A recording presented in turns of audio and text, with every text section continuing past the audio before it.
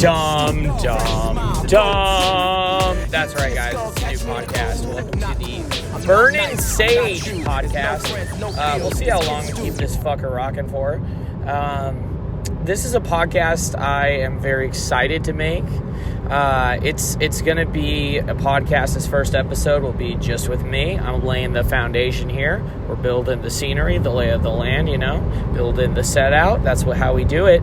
But get this, guys. I'm driving right now. It's, it's 2:57 a.m. Wow, that's pretty manic, right? I'm going to go ahead and just take the reins and say, guys, I'm bipolar. Which means if you understand what bipolar is, you slip into mania. It can be a daily thing. It can be a long period thing. But for me, since I'm medicated, it's more of like a moment-to-moment thing. And I'm just going to kind of wield that shit. It's like I overflow with emotion, and I'm like, fuck, my wizard, like, fucking cauldron has a bunch of shit in there. And I just got to find a way to spin that. And I feel so bad for you guys. Because for a long time, I didn't know how to spin that shit. But now, motherfucker, dude, I know every goddamn spell in the book. So you better step carefully. And you know who you are. I'm a loving guy, but, So the Burning Sage podcast is an idea. I'm working with a producer in Seattle. I cannot say any names. I'm sworn to secrecy. And you know me, I'm a man of integrity, so I'm not going to tell you on this goddamn podcast. And if I do, I'll take accountability for it. Take notes, people. Take notes. All right, here we go. So the Burning Sage podcast so I'm going to share with you what I want. So the premise of this show is it's a normal podcast with me. The idea that I have in my head is I kind of want to make it a narrative-based, kind of long-form podcast that's going to catalog my trip out of state.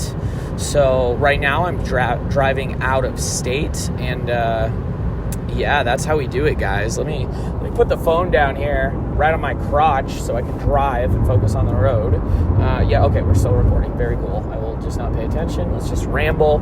So everyone's been calling me crazy, but I hit open mics like 33 days in a row, and then at the tail end of that, I was kind of starting to lose my shame. I was starting to realize, oh my God, all these people are fake, and I really don't like this community. And that was kind of phase one. And then phase two was like, well, no, damn it, guys, this is my community. I can change it. Let me white knight this bitch. And then that didn't work. And then step three was like, oh yeah, I'll go ahead and let's just not go to these clubs that have dog shit principles or are delusional as all fuck. And that's what I did. And I had a lot of fun just running into other rooms around Seattle. Some of my favorite mics in the Seattle scene. My number one favorite, oh God, this is going to cause some ruckus, man. This is going to cause some fucking ruckus, but I don't give a fuck anymore. My favorite room is probably Kitchen Sink Comedy, which is on Wednesdays at 7:30 p.m. That's in Belltown at the Rendezvous. Sign-ups are via the Instagram account, Kitchen Sink Comedy, I think, or Kitchen Sink Mike, something like that. Look up Kitchen Sink. You can find it. It's usually a Google Doc that's posted on Monday or like sometime before the mic. But sometimes they have walk-ins available, but I'm telling you guys right now, I can see into the future because I'm a bipolar person, and you need to sign the fuck up right now because as soon as I put this podcast out, all y'all motherfuckers are going to be scurrying over there. You guys are so fake, man. Like, you don't follow my word, and then when I say something like that, I look at one of these clubs and they have like 50 fucking people signed up after I say one good thing about them, and I acknowledge that they're human beings. Fucking crazy, man. Like, I realize the power of my word, and all of you guys have been telling me that I'm a faggot my whole life. Oh my God, it's so funny. It's freeing, but it's frustrating. You know what I mean? It's like a really lonely feeling because I'm all alone. I have maybe like 10 friends, but I have maybe 3 or 4 people I can trust. You know what I mean? The rest of them are like distant, or they have their own projects going on. I've blown up on them, so we're not cool. It's annoying, like, because I knew that when I like raised my voice like this, or when I got out of the loony bin, I was like, there's no way in God's green earth I can still talk about cock rings. I mean, maybe there is, but like, dude, I've been like, so most of you guys, I'm just going to tell you my story, I guess, and kind of come clean here. When I entered the scene back in October, I gaslit all you fucking weasels, dude. Anyone I met, I typically would tell them like, oh yeah, I'm just starting. Yeah, this is my first or second mic. And maybe it was, like, because I did start stand-up then, but I've been performing, dude, my entire life. And when I was in 9th grade, I made the improv team. And I've always been a curious, very intuitive, very insightful, introspective, empathetic, fucking wholehearted kid, you know? Like, ever since I was a little kid. I was always very curious about the world. And then in high school, you know, I remember this shit, dude. I fucking sucked. I got diabetes in the 8th grade. And when I got diabetes, well, it was actually the summer after 7th grade. You know what I mean? So it was between 7th and 8th grade. I was out of town in Arizona with a good friend of mine, Kyle Dixon. And when we were over there, I was drinking so much water and like eating ice cream and shit. I think I was diabetic at that point. Like my pancreas wasn't working. So when you have type 1 diabetes and your blood sugar's raised, like you ate too much sugar, you haven't taken enough insulin, some of the symptoms are excessive thirst, irritability, excessive thirst, but unquenchable thirst more so. And loss of weight too, you know. It's a silent killer, diabetes, and I'm not trying to be funny. Maybe I am, but that's just kind of it. But anyways, I when I got back into Seattle, I was over in Arizona for like a week. This is important, okay? And then when I flew back, I had to go on a trip. I went on a couple trips, but there was a trip where I went, my grandparents live out in northern Idaho, Sagal and Sandpoint, Idaho, on Lake Pend Oreille. My grandfather lived in Sagal, and my grandma still lives out there, but lives in like a nice house with like an acre or two, a nice garden. He was a fly fisherman. My grandma is just one of the most wholehearted people and honest.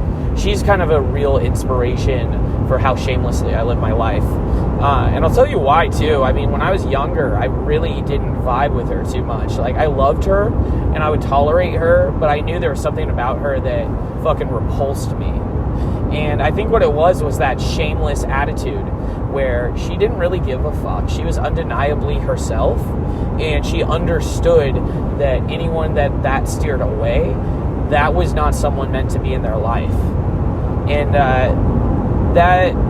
that took me a really long time to realize. But anyways, so that's my grandma, and that would be my father's dad and stepmom, right? So my grandpa passed away in 2016 due to what was it? Throat cancer. And he didn't trust Western medicine. Does that sound like someone you know? Or the healthcare industry. So he tried to defeat it with a good old-fashioned ketogenic diet. And guys, when I'm telling you this stuff, I'm coming with love, but just know how hurt I am from all you cucks that didn't ask me about who I am or how my day was. You didn't take any, you didn't care. You decontextualized me, and you guys took the bait. I'm very aware that when you interact with me as a human being, that's our relationship, you know? The online presence, that's all persona. So when I realized that and heard that from I'm not going to say any names, but a headlining, like, almost famous comic. I mean, they're going to be famous. I know they will be. But they told me, they're like, hey, I know you're taking a lot of heat right now, but you need to lean into this because you know who you are. You know where your integrity stands. And these people there's nothing you can do to ever appease them. They will want you to kiss their ass for their entire life. And it's not because they're malicious or they're wishing you harm. I mean, they are probably genuinely concerned about you, but it's because they lack integrity and they lack honesty. And I'm not saying that they're not being honest with me, but I'm saying at some level, they have to not be honest with themselves in order to send such a, like, out of left field, out of pocket message. Like, what an assumption to jump to. And these people are all comedians. Not one of them hit me with a joke.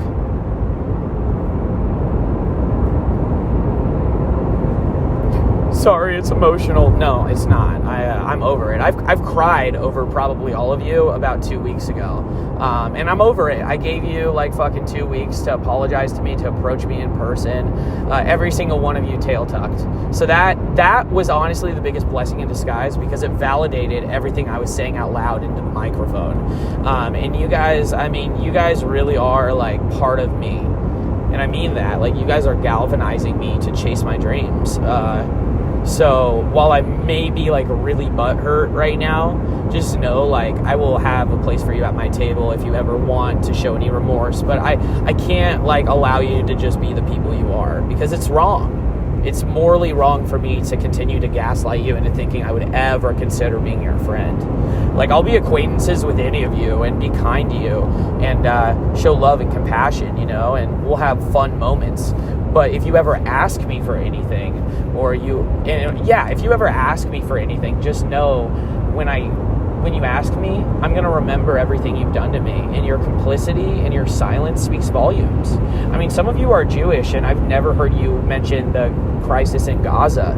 And we have other comedians out here that I don't have a close relationship with at all, and I've thought maybe they're icing me out, like in typical Seattle Freeze fashion, but they're producing a show on Israel-Palestine, guys.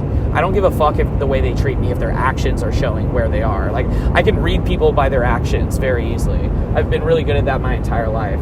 And in Seattle, this is the problem. We have so much fucking talent, dude. Like, when I was in a club that I haven't been going to, but I'm going to be returning to, I went to every fucking open mic, and I saw so many talented people that were anywhere from 1 to 50 sets in, meaning they're great. And if they had any sort of care in the world for what comedy is about breaking the binary. And we're in Seattle, and these motherfuckers are co-writing the binary. And it's funny, too, because a lot of these people co-writing the binary are from out-of-state white people that don't understand feminism at all. And they don't care to understand it, too. When I try to educate them through music, through comedy, through posting and asserting my humanity, they put their heels up. And it's not their fault, guys. Again, like, these people are just ignorant. And it's so important. I get so goddamn vindictive about this because I'm at the eye of the storm. But at the end of the day, we have to lead with love with these people.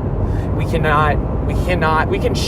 joke with them and shame them in jokes, but they got to understand, like, I am coming from love. And I heard people say that shame is not an effective tool for change. I want everyone that said that to respectfully close your mouth and watch me, and follow me on Instagram at Suddenly Made Sage, okay? And watch my process, study it. Like, I'm happy to share, but none of you have asked me. Not a single person has asked me how I'm doing. Nobody asked me, like, hey, Sage, are you okay? And all of these people were my friends, and if any one of them would have called me, and I would have seen either their name or a random number picked up and known it was them, I would have been so fucking happy. That would have been exactly what I needed in that moment. And none of you did that, like, at all. Like, maybe 4 of you. And you know who you are. If you've reached out to me and supported me, I've let you know. So, yeah, and here's another thing. On Instagram last night, I purged everyone that I thought was going to get in my way. And that doesn't mean that I think you're a bad person or whatever. It just means that, like, dude, I'm on a fucking ship's full steam ahead, and I only got room for people that are contributing to my energy. So if you're someone that's tried to provide me criticism and it's gone south, I had to unfollow you. And that's not a personal thing at all. That's more of a reflection of me than anything. Yeah, I love all of you, dude. And that's the most heartbreaking part of all. None of you understand, like, the depth of who I am as a human being, and, like, coincided with, like, who I am in this moment. Like, I really know every single one of you. And all of you bitches that cut me off and are still stonewalling me, I had such high hopes for our friendships. I'm a Pisces. Like, I was daydreaming shit. Like, and I fucked up, and yeah, I don't know. I'm really not worried about love at all. Like, I know I'm going to find it. I know I can fuck literally whoever I want, whenever I want to. And that's not because I'm bipolar. I am. but it's because I'm a good guy, and I'm not going to be shameful of who I am anymore. And a lot of you guys are really scared, and fuck, what advice would I give you, man? It's hard because we all come up with different circumstances. We're all very multifaceted human beings, multidimensional. A mantra that I repeat to myself every fucking morning, and every single time I get vindictive and I start to build this dreamscape of how I'm going to shame a comic by name calling them and all this bullshit. I just kind of reel it in, and I repeat the mantra to myself, I am a multi-dimensional human being, and I can think about a subject matter in more ways than one. Another way to say that is that context matters. Context matters. And a lot of you white feminists are rolling your eyes at that, but I promise you it does. It really does. You can, I swear to God, before I joined this comedy scene, I was one of those fuckfaces that was believe all women. I really was, honest to God. And I was standing for these white women. And anyone that talked to me, which is a lot of you, I was. I'm not fucking dicking around here. But I saw the light, man. And the only reason I saw the light is because I wanted honest answers, and I went to the truth source. I went to the two people involved. And I can't tell you how many times I was gaslit, throughout the 5 months I was on the scene. Not one person shot straight with me, and I had so many friends. And that is just so revealing to me. That is so revealing to me of a couple things. It's just, one, I can't trust any of you at all. Nobody can be trusted. You guys are all cowards. You guys are all chicken shit. Every single one of you, man. And not one of you really stuck your neck out for me like I was hoping you would, like a chicken or a fucking whatever that dinosaur is, And it was one thing when I fucked up, then I went to the inpatient, but when I went to the inpatient, I was doing dialectical behavioral therapy, which is adjacent to CBT, which is cognitive behavioral therapy, one-on-one. DBT is the same thing, but instead of just therapist and you, it's therapist and 4 other people, which it's, for lack of a better term, it's exposure therapy. I was in there were so many different exercises we did, but the one that was most meaningful was gave us all a piece of paper and a pen, and we talked about a certain concept that was called opposite action. And before we talked about this concept, they had us write 2 letters to 2 people that are meaningful to us, and when people go into a mental hospital, you know what I mean, there's a lot more than 2 people you want to write to. I mean, it's you wouldn't think so, but holy shit, there's a lot on my mind. But it was funny because so we're all sitting around this U or L-shaped desk. U is a U-shaped desk in this conference room in the Bellevue Overlake Behavioral Health Inpatient Medical Facility. 14 rooms, man, 14 rooms. But when we're sitting around there, I'm observing the room, and I can feel how cold and frozen out people are. They do not want to engage. They do not want to write this shit. It's fucking stupid. It doesn't make sense. The way things have always been done is not this. This shit is whack. A new thing? Fuck that. A new way of thinking? He must just be a 6-month-in comic. You know what I mean? He has no humanity beyond that. I mean, all he is that 6-month comic, bro. You fucking, I'm gonna get that tattooed on me, man. I love you to death for telling me that. That fucking lit a fire under my ass. Fucking faggot. Jesus Christ. I hope he gets that. That's an inside joke, by the way, people. And also, I'm a faggot, so I can say that word.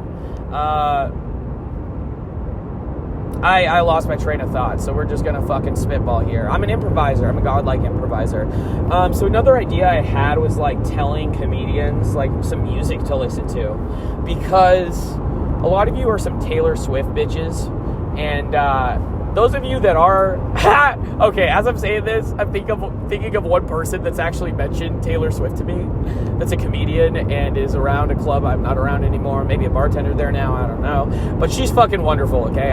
This is not for her. She's amazing. I believe in her. She's gonna blow up, and she's coming up with me, by the way. And maybe not with me, but this bitch is gonna have Sage Cameron's full support because he remembers who was there for him. There was a night that I was crying after I got fucking destroyed, rightfully so, by another comic that I was love bombing.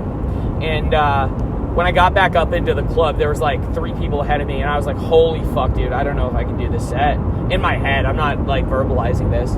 And I was so watery, but I did it. And when I got up on that stage, I sat on the stool like I saw Nate Jackson do it, and I just tried to get through my time. And it was an enjoyable time. I wasn't getting laughs, but I was definitely getting engagement. And I can't tell you how much getting laughs turns me off as a human being. Like, I hear that all the time from comedians, and I understand there's a business to comedy, but it just feels like y'all really don't trust me that I'm funny.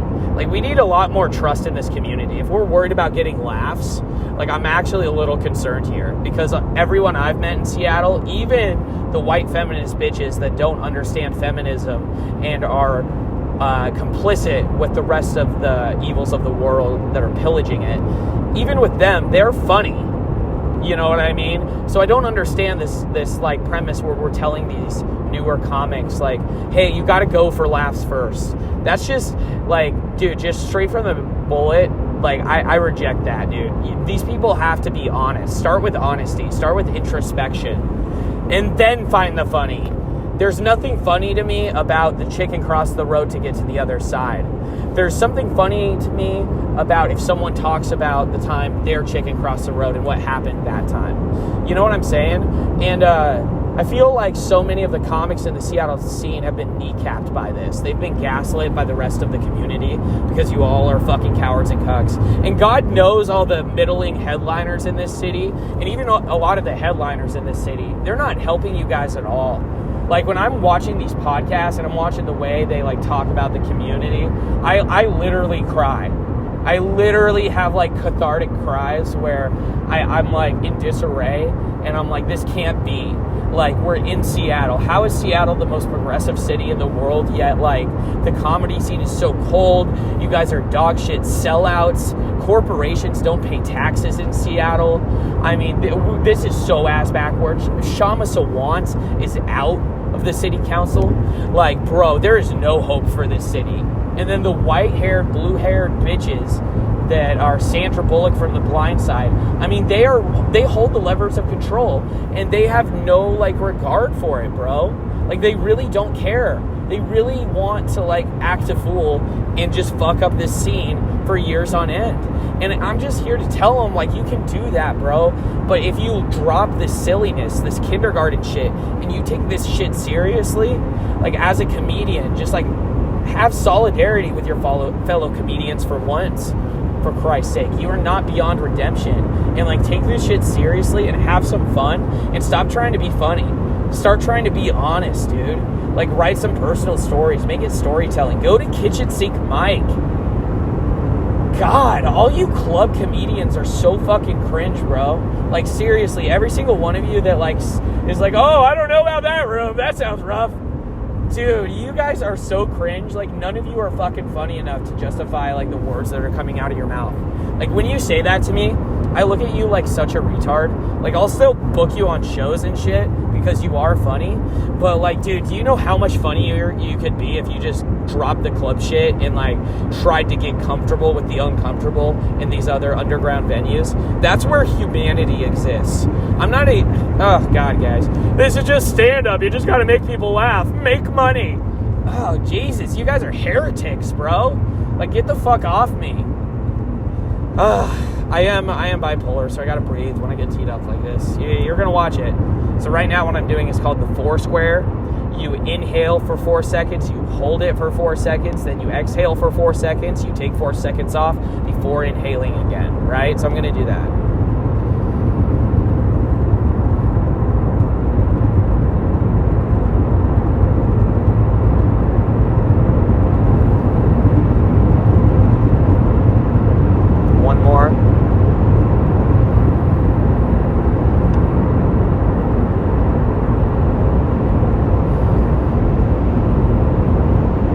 Okay, there we go.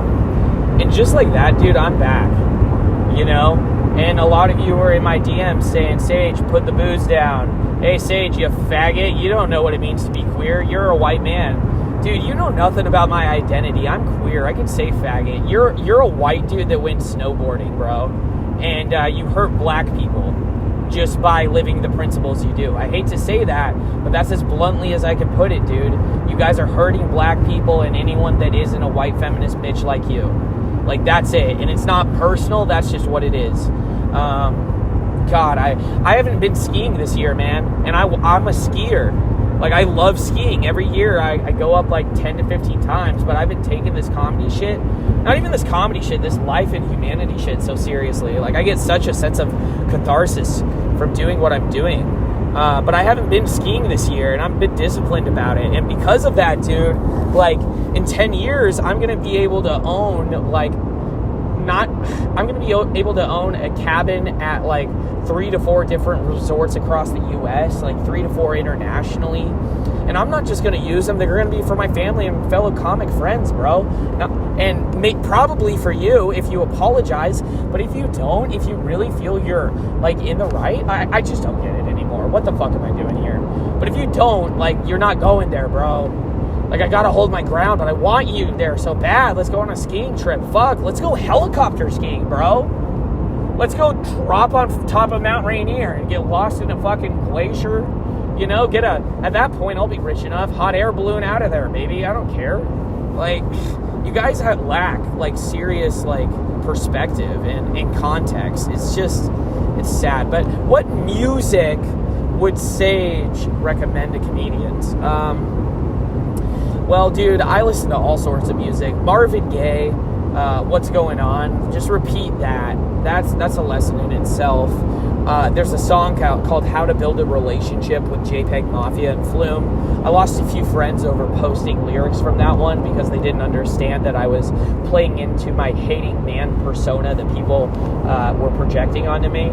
But that's fine. That's fine. I don't mind. I know they'll come back around, and if they don't, fuck them, dude. I don't care.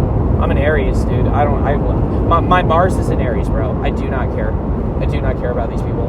I do. I'm a wholehearted person, but I can't because it hurts so bad, bro. Oh, God, I'm so goddamn conflicted, but I know exactly what I'm doing. You know what I mean? Let's go, baby. Hypocrisy and misdirection. I'm just warming up before I get down and out of state, you know? I'm gonna fucking blow up, dude. I always knew I would blow up. Another rapper you need to listen to is Jay Stone. He was friends with, he was like day ones with Nipsey Hussle, dude. He used to, and let me tell you this story, man. I didn't always know who Nipsey Hussle was. In 2017, I worked in customer care at the corporate office for Zoomies. And, goddamn, man, they had this event called Rocktober. Rocktober, where it was a whole bunch of vendor tents that would come and sit in the parking lot, and they would do a little carnival festival with the concert. Well, they called in Nipsey Hussle, and he came by, and he did a show. And I liked some of his stuff a little bit, but to be honest, if I could step back into that moment, I remember being like, who the fuck is this guy? And then the next day, I went into customer care. And when I got in, one of my coworkers was there, and she was like, did you see Nipsey Hussle? I was like, yeah, I didn't really care for him that much. And she was like, Sage, shut the fuck up. Shut the fuck up. And she berated me the way I berate a lot of you guys. And she was like, you got to know this name. You got to know Nipsey Hussle. So I did, dude, and I started listening to him, and then he got killed. And when Nipsey got shot, man, like I had been listening to him for like a year, or maybe not a year, but a decent amount of time where I knew him, and like when I saw that dude, that fucking rocked my world. I couldn't believe that he got shot, you know what I mean? Because the principles I'm living, it comes from Nipsey Hussle, it comes from Jay Stone, it comes from Danny Brown, it comes from fucking Billy Woods, Earl Sweatshirt, Tyler the Creator. I mean, JPEG Mafia, did I already say that? Like, fuck. Like, this is not... I'm so much more than comedy, you guys. Like, every facet of my life, I've been very intentional about, like, I'm gonna be a positive influence on the world one day. I don't know how. Before this, I went into banking, And then when I left banking, I wanted to be a public defender. And then I just realized like that wasn't going to happen. You know, I could never exist within the confines of like a university. And it's not because I don't champion people that go to school and stuff. It's just that like I cannot stand the bullshit that is like, if I really want to learn how the world works, like macroeconomics to me, that means understanding how the world works on a global scale, you know, like geopolitical economics and shit. But you go to a community college, which everyone's like, oh, go to a community college and explore yourself. Dude, there's nothing more depressing than going to a community college in 2024 or whenever I did, you know, 2016 and beyond. These are not places that you can find recreation that is going to be constructive to most people. The places where you're going to find recreation that are going to build the person you are hobbies that genuinely interest you.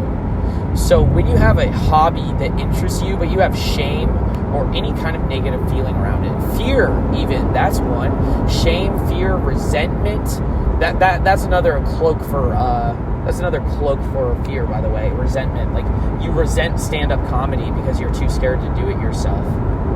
You know, like when y'all see a motherfucker like me come through and trailblaze the way I have, you know, you guys fucking hate me. And the reason you hate me, you guys, is because you guys aren't looking at yourself honestly. And any human being, which seriously is only like 15 people in Seattle, anybody that is able to look at themselves in the mirror and face their own integrity, they see what I'm doing. And they saw it pretty fucking quick from the jump. Like, they could read that I was playing into a persona, I was going for positive influence on the change to bring the community together. They could see that while I was doing both those things, I was discovering my voice and I'm becoming a lot more tenacious, you know, and a lot less shameful. Because a lot of the time when I was on stage, you know, the first 6 months, I was feeling really shameful because, and it's not about like, it's not at all about, you know, feeling shameful about you guys or how fucking shitty the world is. I was more shameful of myself because I was telling everyone, like, yeah, I'm only... So my recipe before I started stand-up was I was like, oh yeah, I've been a theater kid for 10 years. And, you know, so I know how to act. I know how to fucking be a charlatan. I know how to manipulate. I can do everything, dude. But I have a heart of gold. I know how to gaslight. Man, y'all motherfuckers suck at gaslighting. Like, honestly, the fact that y'all are comedians and you gaslit me the way you did, that brings sadness to my heart because I was hoping y'all would, like, lean into it and have a little bit more fun with me. But none of you really did that much. I mean, maybe a couple, but... yeah, when I got into stand-up, I told myself, like, hey, I'm going to go in and tell everybody, yeah, this is my first mic, I'm a virgin, you know, or whatever the fuck. Here, I got to put my maps up, you guys. I apologize. This phone's a piece of shit. I've fucking washed it 3 times, an iPhone SE, and my parents won't buy me a new iPhone because I have no money. I can't afford one, whatever. I don't care about money. I realize in 10 years I'm going to have an accountant. Money is not going to be a problem. I do not care. Why would I stress about that right now? Like, I got everything in the world going for me, and y'all are just, like, trying to paint this canvas as if I'm some evil. Like, I'm telling you, you're wasting your breath, and I'm a good guy. And the horse that you're trying to die on is just wrong. And until you come to terms with it, you're looking like one dumb bitch, dude. You are looking like one dumb, stupid bitch. And I can say that because I'm not saying a name, and because it's, like, 25 of you, you know? Probably more, maybe less. I don't care anymore, dude. I'm so unconcerned with you guys. I'm so unconcerned, yet in the same fucking vein, I love you all, and, like, I am so concerned. And you motherfuckers better pull up your pants right goddamn now. Because I'll tell you what, I'm not changing another dirty diaper. I'm not, okay? I feel like at this point, y'all should be potty trained. Like, y'all honestly should be potty trained. And if you shit your pants again, bro, you just gotta tell me. You just got to tell me that you shit your pants, and I'll be like, God damn it, you motherfucker, let me get you a new diaper. But what I'm not going to do is shame you. I'm not going to say, hey, you motherfucker, why did you shit your pants? Because you're a baby. You're an infant. You're cowardly. You are not on the same war path I am, where I'm going to change the world. Like, none of you are at this point. But the really exciting part is any of you could be. Anyone listening to this podcast, like if you're a comic or if you're not a comic, dude, anybody can fucking start this craft. Anyone can take it seriously. All you have to do is be honest. Just point blank be honest. And first with yourself, dude. You have to do that introspective hard work. And if you can't do it yourself, you have to go get help. You cannot let your pride kill you. My father, my mother, everyone in my fucking family, I've been watching them kill themselves over their pride their whole life, and I'll be damned if I do. And I look at you like my family too. That's why I speak with such candor. That's not why. The reason why I do is because I'm shameless and I found my voice, and you guys are incels, every single one of you. Oh God, I love the person that called me an incel, man. I mean, this person is so fucking, it's interesting because this person is like so repugnant, right? They're the worst human being in the world.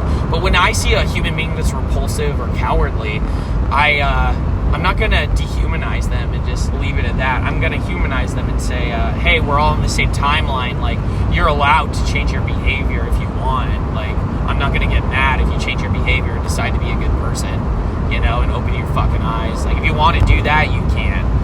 But I just can't be... I cannot be, you can lead a horse to water, but you can't make him drink it, and these whores are trying to cancel me for being a misogynist, so I just don't know what to do anymore. No, I know what to do. I'm going to go out of town, and I'm going to roast the entire town of Seattle, and I'm going to revolutionize comedy. And guys, it's going to be like Vietnam for a couple of weeks, but just understand, I'm going for no one and everyone at the same exact time, and it's with love. But yeah, BURNIN Sage, man. So when I go down to this place, and I might announce it later or whatever, but when I go down to this place, I'm meeting a lot of friends, I'm meeting a lot of comedians, I've been talking to headliners and getting connections to different like clubs and spots they're recommending I should hit based on my comedy. That's what Insight is, you guys. So I'm not just like, hey, do you have any recommendations? Like that is what a lot of you would do, because you guys are fucking cowards. What I do is I'll send them a voice message being like, hey, blank, how you doing, man? I'm on my way to blank. Do you know any clubs I could go to? Think about me, man. Where would I belong? Where could I grow best? Like, if you could let me know that, that'd be awesome. I'd love it. Hope you're doing great, man. Break a leg at your next show. All right, bye. And that's my voice memo. So I understand what it means to connect with a human being.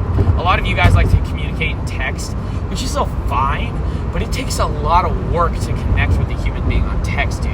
Like, it is not dialect, you know. You are not fucking Socrates when you're on the keyboard, you know. You gotta... Everyone needs to, like, feel safe, too. This whole idea that we need to create a safe space is false. When you try to isolate a safe space like that, you inevitably leave people out. And censorship is a vehicle that is used by oppressors throughout history, you guys. Like, when I'm pressing you like this, it's not because I'm upset with what you did to me. I mean, of course I am, but it's because, like, I'm done gaslighting you guys and letting you get away with being these white feminists. Because, dude, I'm thinking 10 years out, like, I gotta cut this shit off now. If I let you guys run amok, in 10 years, what's that gonna look like for my city, dude? I'm not concerned with you guys. You guys are fucking honestly toxic to the city. And, again, I have a history of this shit. Like, I was the theater sports team captain my senior year. Like, I cared about every single one of those improvisers, and I see the comedy scene as that same way. When I was a senior in high school, too, I got the drama department award, and I didn't get that because, you know, I was this excellent actor, or because I was a better improviser than everyone, even though I probably was. It was because I knew how to connect with a human being, and I knew when people felt ostracized, how to bring them back in. Like, I'm gonna put my mom on blast because we've been fucking going through it, dude. Like, it is fucking toasty, it is rocky, it is dicey, but we love each other, you know what I mean? But this shit runs really deep, bro, because this white feminist bullshit, it's, my mom's a perpetrator of it. Like, she is the head honcho perpetrator of it in my life. And she's also not present in my life at all, not really by any fault of her own, but she's a social worker that works 80-hour weeks and goes and sees musical and theatrical plays at the ACT Theater, the Fifth Avenue, Arts West, I mean, fucking everywhere. And she's an alcoholic that drinks wine, so that's like a dicey combination, you know. She's an alcoholic. She knows she is, but she's like what you call it, dry drunk right now. So she's like, oh, I'm not drinking, but I drink on the weekends. It's like, okay, buddy, have fun. I'm just gonna stay sober because I understand the evils of alcohol. Like, yeah, it's fun. Yeah, it's to take the edge off, but I'd rather smoke a cigarette, bro. Like, at this point, what the fuck? Why would I want to drink? Fucking retards, dude. I mean, you guys don't understand what that's doing to your body. Like, it not only... What it's doing to your body? No, I don't care about your body, dude. What I care about is, like, your comedy. Like, you guys don't understand. If you put the booze down and you tank through how hard it is to get sober, like, on the other end of that, I promise your comedy's going to be sharper.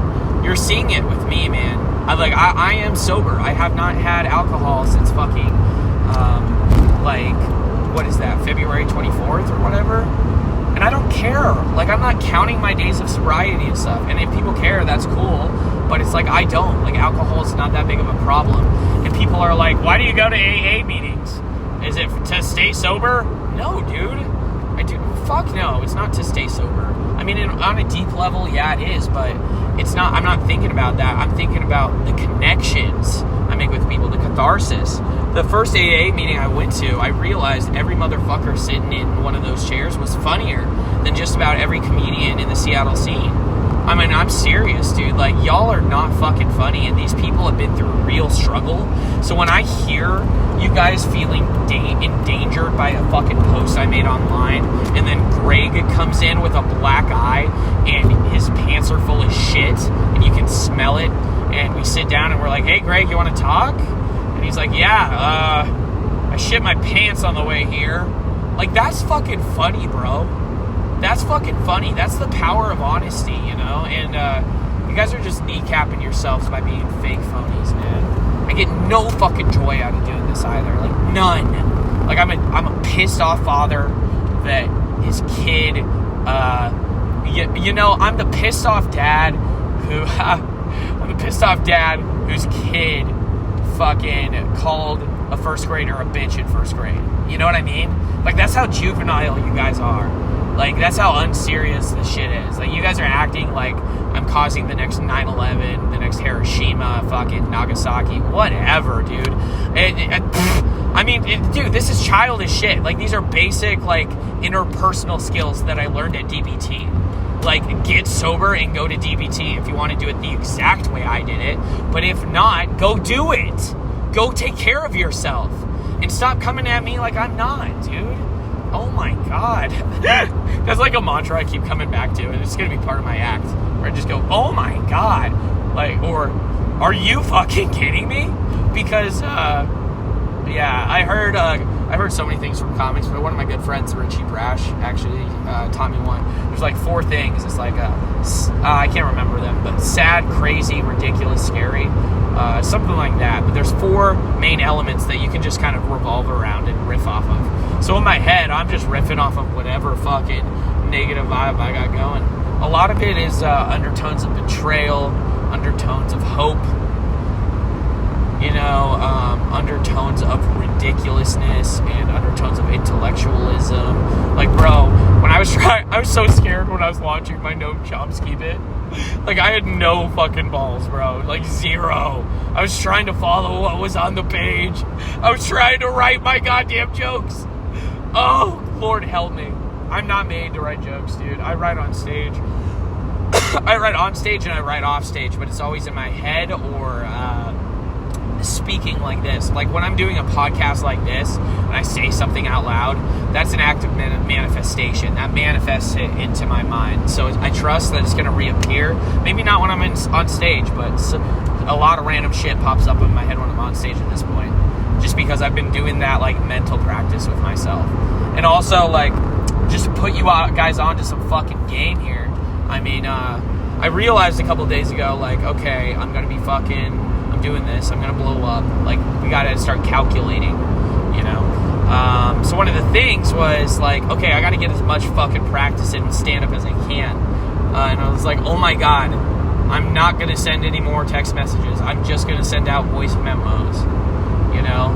And that was after I started my podcast and started to realize, like, how good of a talker I was. And I'm just here to tell you guys, man, like, fuck, it's so painful because I know the pains of perfectionism. I've talked to so many of you that have podcast ideas, but you guys are just fucking perfectionist cunts. And that's a juvenile way to approach it. I told Doris this, dude. Doris fucking approached me and was like, how are you doing your podcasts? You know, like, you've gotten a few up already? Like, what are you doing? And I told her, I was like, Doris, this place is a chicken coop, and everyone seems to be so goddamn concerned on trying to change the goose to lay a golden egg every fucking time. What we need to do is realize that a goose is a goose, and we can all lay a golden egg once in a while. You know what I'm saying? And when I said that to her, she took it, you know, and she thanked me. And I don't know if it was a week or 2 weeks or 2 days later, because this has all been a whirlwind, but she started a series, dude. She started a series for the PNW called Doris Laughs. I mean, this is gonna pay back dividends for the community. I mean, you want to talk about investing? Fuck Wall Street, bro. Look up Doris Laughs. That is an investment in the Seattle community, bro. She's going around different mics and different venues and filming them and basically platforming them online, giving them an online presence. And then she interviews the comics afterwards. And she has her own unique questions that she can ask them. And you know how she's doing it? Guys, you know how she was able to curate this idea and go that way with it? She did that by her own fucking volition, dude. That's what you get when you put in work. Like, I'm so proud of Doris. And I blew up on her the other day at the 907 because I've been going through a lot. And, like, I have a lot of emotional outbursts. And I feel fucking bad, dude. I take accountability. I think I told her to shut the fuck up. And, it's something I've been doing a lot where I'll go up to people and I'll be like, no, shut the fuck up, please, let me talk, you know. But I did that, and I reflected a lot after that because I felt like she was pretty upset. And I realized in that moment, like, she's someone that's trying to build something for herself. And so am I. And a lot of people in this community are not doing that at all. And when you're building something for yourself, you are very trigger happy, you know, myself included, dude. So when anyone attacks you at all, like, you're like, how fucking dare you, dude? You don't understand what it fucking takes. I've been hustling. So yeah, I love you to death, Doris, if you're fucking listening, and I'm so sorry I told you to shut the fuck up. I didn't mean it in a malicious way at all, and I respect you. You are a grown woman. You are one of my many moms in comedy. But goddamn it, you're a cool one. You're one of the moms that works really fucking hard, dude. And that grit, that tenacity, that is fucking contagious. That energy does not go nowhere. It's not just like, oh, I have to watch Doris from the sides, and Doris is gonna be fucking successful. Why couldn't I have done that? Well, I'll tell you why you couldn't have done that. Because you're a pit pussy. You're a pussy, dude. You were sitting there, bitching and moaning, not writing any jokes, doing the same 10-minute feature set, and wondering why you're bombing. Try some new inflections. Write a joke, dude. Oh my God. Like, or open your heart. That's something that Doris and I and Daryl Bivens and other names I want to fucking mention know how to do, dude. If you open your heart, dude, who's to say you couldn't, like, reach out to Doris and ask her how she's doing? You know, treat her like a human being, for Christ's sake. I mean, these people aren't objects. I mean, ask her how she's doing. Buy her a fucking drink or some food item because she's doing this service for the community. And you might not fucking see it now, everybody. You might see Doris as this little hustler and maybe it'll work, maybe it won't. She's funny, but middler. I've heard shit like that. Not about Doris, but just about other people that are adjacent to her. And it's like, you guys lack context. Like, every one of you, man. Like, the way I can conduct myself, it's because I'm living 10 years ahead. I'm thinking about my future. You know, I am not getting caught up in the here and now. Why am I not getting booked? Why am I not getting booked? I'm angry. I'm upset. I mean, I just don't know what I'm doing with my life. You dumb motherfucker. You found comedy. You are more than halfway there, my dude. You need to open up your heart and be honest with yourself. Like, start small too, dude. Drink water. If you drink more water, I'm pretty sure scientifically you'll start being more fucking honest with yourself. But Burning Sage, man, yeah, that podcast. So I'm going to get comics. I'm going to get people, human beings on the show. But the premise is I get to talk about whatever I want, and I'm the MC. I'm the fucking mic controller. So if I tell you to shut the fuck up, you have to. And you have to let me burn you until I tell you you're allowed to speak. Because I'm a white man who cares about the world. All right, guys, that's going to be episode 1. That's a great episode there, lengthwise. Oh, shit, what time is it now? It is 3:47 a.m. Dated, what is this? March 14th. Damn. Yeah, let me just get, before I close out, guys, this will be fun to know. I'm going to be listening to Maps by Billy Woods and Kenny Siegel. And let's see here. It is 3:47 a.m. and my arrival time is 1:08 p.m. in San Francisco. All right, I'll see you guys in the next episode. I love you all. Stay strong and grow a pair, please. All right, bye.